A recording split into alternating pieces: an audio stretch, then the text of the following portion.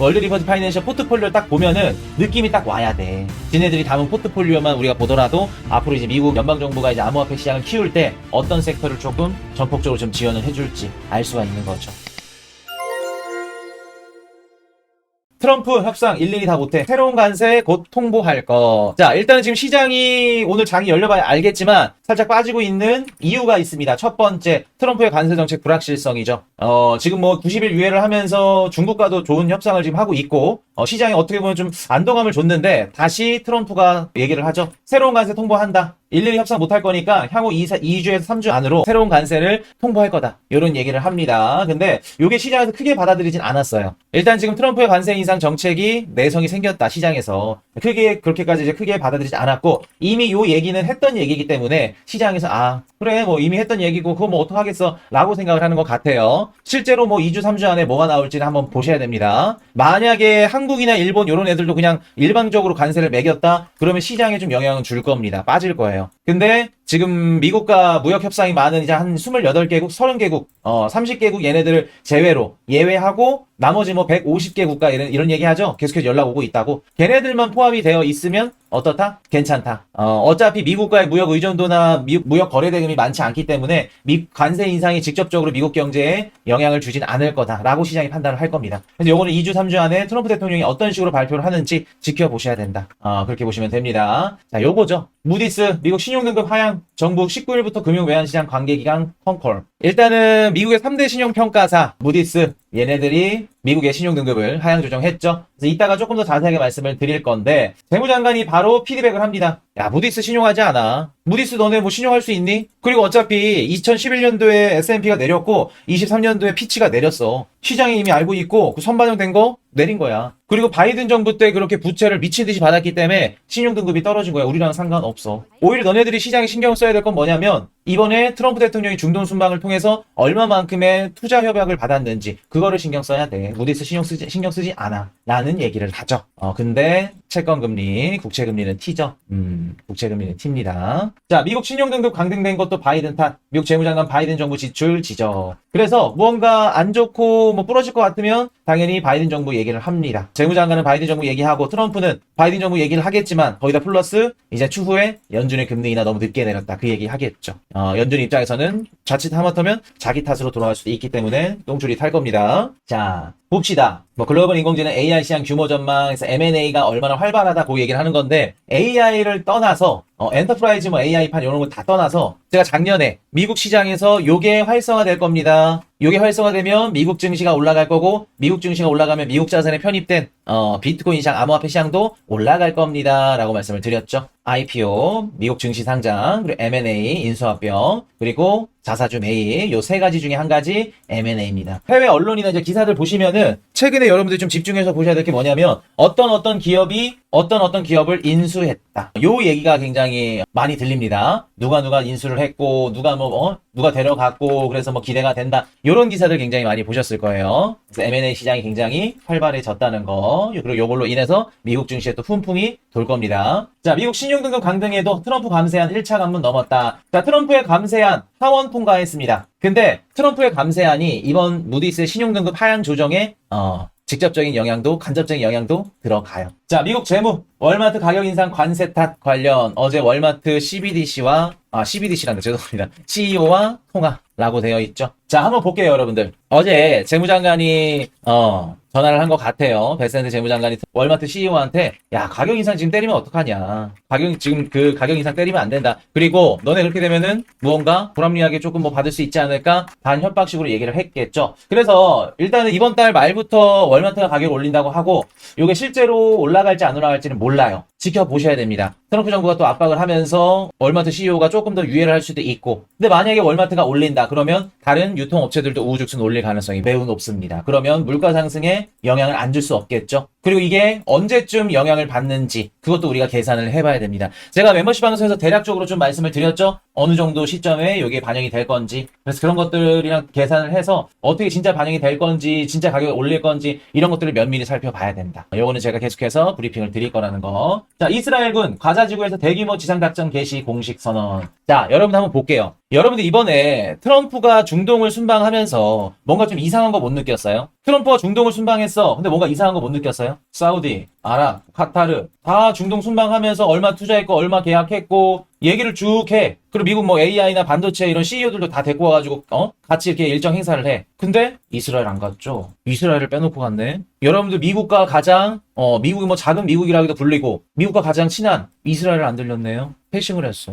더 웃긴 거 얘기해드려볼까요? 이스라엘이 트럼프 대통령이 미국으로 다시 돌아가고 난 뒤에 보란듯이 가자지구에서 대규모 지상작전을 개시합니다. 제가 작년에 트럼프 대통령이 당선되고 뭐 안 되고 뭐 다 떠나서 트럼프 대통령이 당선되면 두 개의 전쟁 중에 한 개는 지속될 가능성이 높습니다. 라고 말씀드렸는데 그게 어떤 전쟁이죠? 두 개의 전쟁 중에 한 개는 종전될 가능성이 높고요. 한 개는 지속될 가능성이 높아요. 뭐라고 말씀드렸죠? 종전될 가능성은 러우 전쟁이라고 말씀드렸고 지속될 가능성이 매우 높은 전쟁은 중동 전쟁이라고 말씀드렸죠. 트럼프 취임 이후에 네타냐후랑 막 그 예멘 후티 반군 걔네들이랑 막 협정 맺고 야 화해하자 종전하자 그런 얘기 나오니까 보이시는 중동 전쟁 끝나는 것 같은데요? 그렇지 않죠. 또 몇 달 만에 또 상황이 바뀌어버리죠. 중동 전쟁이 지속되면 트럼프 정부한테 어떠한 혜택이 가는지 어떤 부분들이 좋은지 말씀드렸던 거 기억하실 겁니다. 그래서 물론 중동 전쟁이 막 심화가 되면 당연히 안 좋겠죠. 유가에 영향을 주니까. 근데 그럴 정도가 아니라 어느 정도 그냥 뭐 그 위기감이 좀 조성되고 그 정도에서만 끝나면 오히려 미국한테 나쁘지는 않다.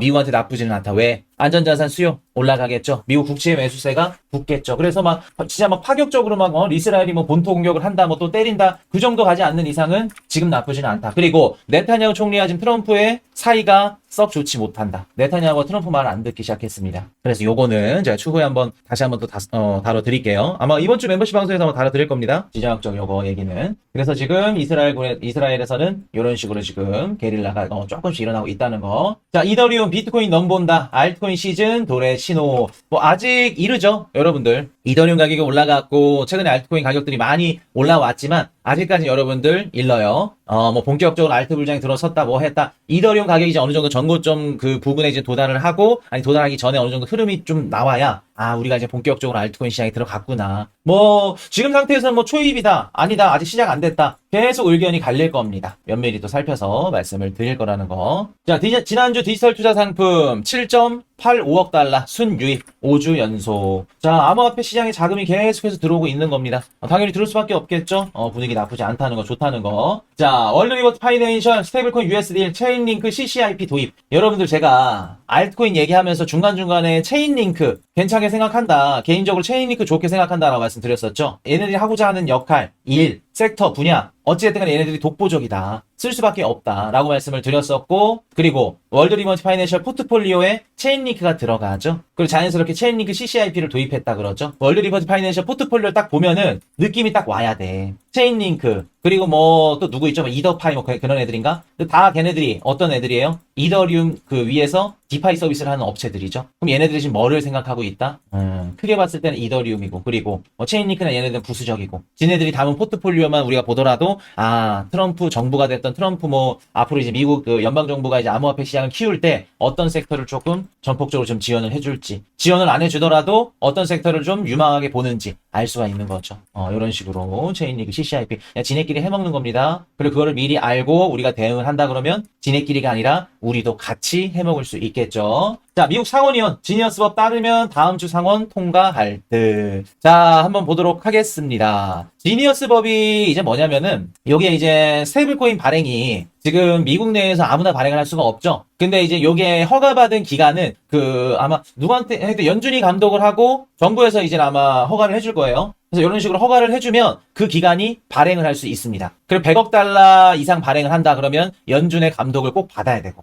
그래서 그게 스테이블 지니어스 법안인데 만약에 이 법안이 발효가 된다. 그러면 여러분들이 이제 봐왔던 미국에 있는 기업들이 있죠. 뭐 메타가 될 수도 있고요. 아마존이 될 수도 있고요. 애플이 될 수도 있고요. 얘네들이 금융기관의 허가만 받으면 스테이블 코인을 발행할 수 있게 됩니다. 지니어스 법안.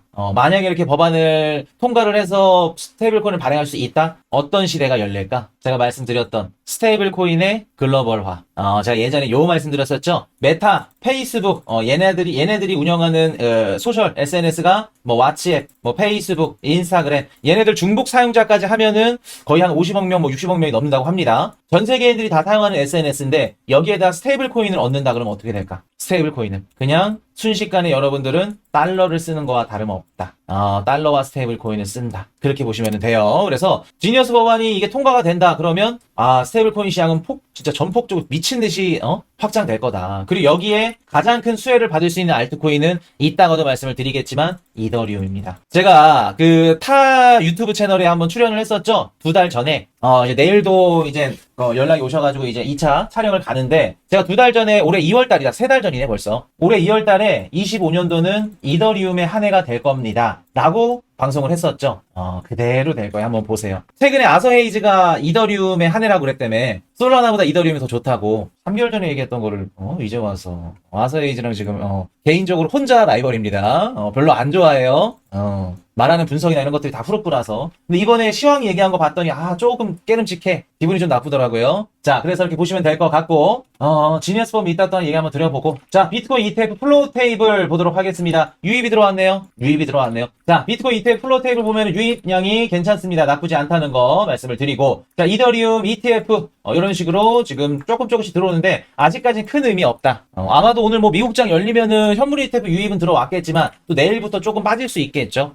그거 보시면 된다는 거. 자, 일정 한번 짚어 드릴게요. 자, 22일날 신규 실업상 청구 건수 발표되고요. 신규 주택 판매 23일, 29일날 GDP 발표될 겁니다. 아마도 마이너스 0.3보다는 좀 회복하지 않을까 싶습니다. 1분기 속보치가 마이너스 0.3이고 잠정치가 이제 29일날 발표되는데 살짝 높아지지 않았을까. 근원개인 소비 지출 걱정 안 해도 된다. 이번 달 PPI 좋게 나왔다는 거. 자, 그리고 6월 6일날 비노고용 지수 괜찮게 나올 거고요. 실업률 걱정할 필요 없다. 우리 17일날 일본 금리 결정 있습니다. 금리 6월달, 7월달 중에 한 차례 올릴 가능성 있는데 요거는 근처 가서 한번 말씀을 드리도록 하고 연준 금리 결정 있습니다. 6월 19일 이게 더 중요하죠. 아마도 6월달 지금 상황으로 봤을 땐 금리 동결할 가능성이 높죠. 그리고 금리 인하 언급하기 힘들 수 있다. 근데 몰라요. 아무도 모릅니다. 제가 말씀드렸듯이 아직 한 달이나 남았기 때문에 한 달 내에 중국 포함한 미국과의 무역 협상 국가들이 우수수 발표가 돼. 많이 발표가 되고 관세 인상으로 인한 뭐 물가의 불확실성이 사라진다. 그러면 연준은 충분히 금리를 내려줄 수 있다. 지금 금리나 6월달, 7월달에 가능하다라고 방송하신 분은 단 한 명도 없죠? 저는 가능하다고 봐요. 충분히 가능성이 있다고 봅니다. 물론 6월달은 가능성이 낮다고는 보지만 그리고 6월달, 7월달 직접적으로 금리 인하를 안 하더라도 9월 잭슨홀 미팅 때 금리 내릴 수도 있지 않을까요? 요 얘기만 해도 선반영이 된다, 시장에. 작년 9월달에 한번 생각들을 해보세요. 그 케이스가 다시 재현될 수 있다. 자, 4월달 수입 물가 발표됐는데 전월 대비 0.1% 상승했다고 합니다. 그리고 원유 제한 물가도 0.4% 조금 올라갔다고 해요. 근데 이제 한 가지 우리가 안심해도 될 부분들이 뭐냐면 중국으로부터 수입 물가가 4월달에 마이너스 0.1이에요. 전체적으로 수입 물가는 올랐지만 그래서 불안했지만 중국으로부터 수입 물가가 마이너스 0.1%가 발표되면서 아직 물가 상승이 뚜렷하게 나온다라는 거는 알 수 없다.